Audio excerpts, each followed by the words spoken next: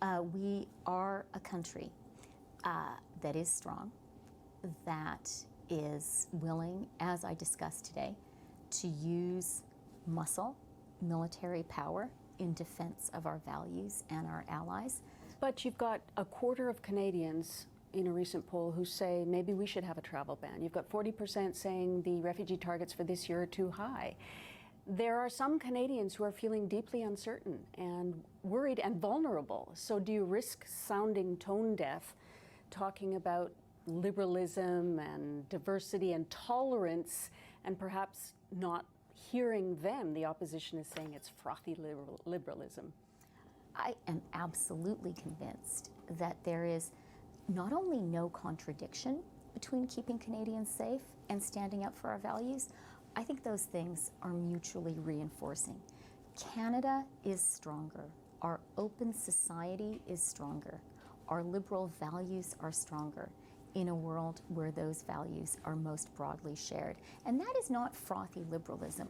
We are at a time and a place when international institutions need to be reinvented and renewed. And I argued today, and I believe so strongly, we need to double down on that international rules-based order.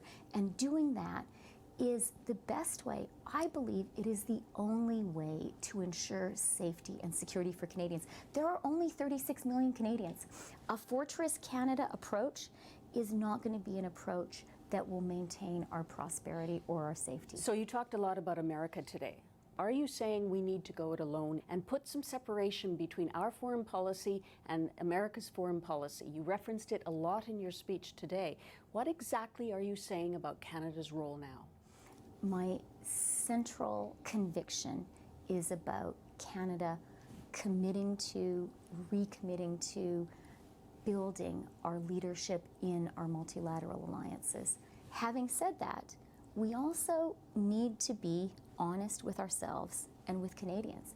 And we need to be honest about the fact that the election in the United States last fall, for many Americans, was an expression of a weariness with the burdens of global leadership. You said they're questioning global leadership. Exactly. So if they're questioning global leadership, you're saying we have to take a sovereign, almost a sovereign approach. We have to appreciate that we as Canadians, our country, a middle power, is a huge beneficiary of this international rules-based order.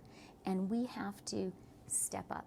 It seems to many that your government's approach to the United States and to President Trump has been appeasement, mannerly, polite. You've talked about the humility as a great Canadian virtue. But given what's going on in the United States, with the unpredictability of his response to NAFTA alone, tearing it up, threatening it, saying we're taking advantage of America, is it time to have less manners and more muscle, a more aggressive approach? I think the Canadian way, Susan, is to have both manners and muscle. And I don't think the two are contradictory.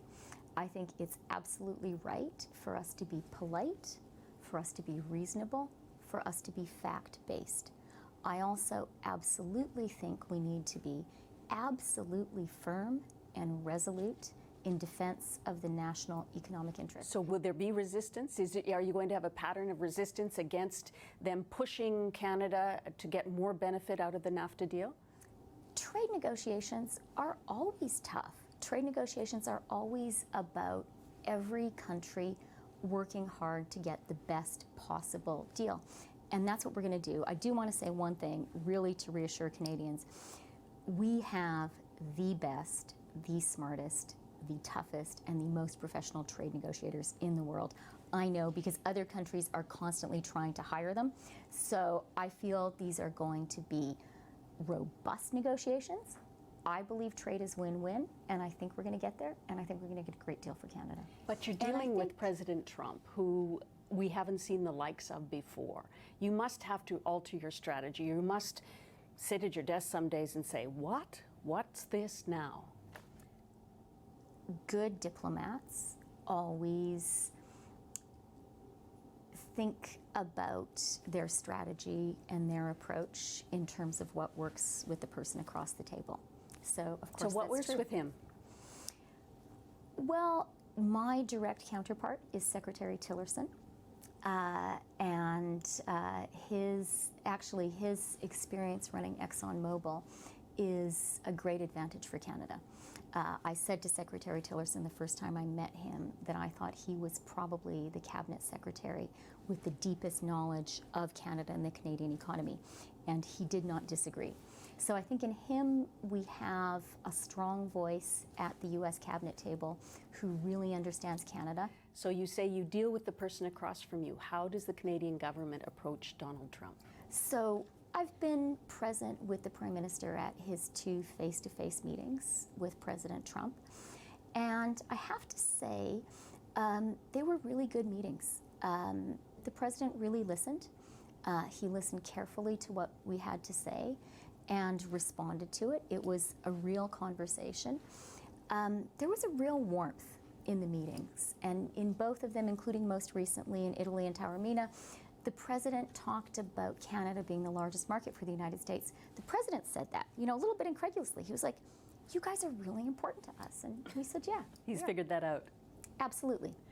But is a charm offensive going to work? I think we have to have good manners and have strong muscles. And I think that's our approach to the United States.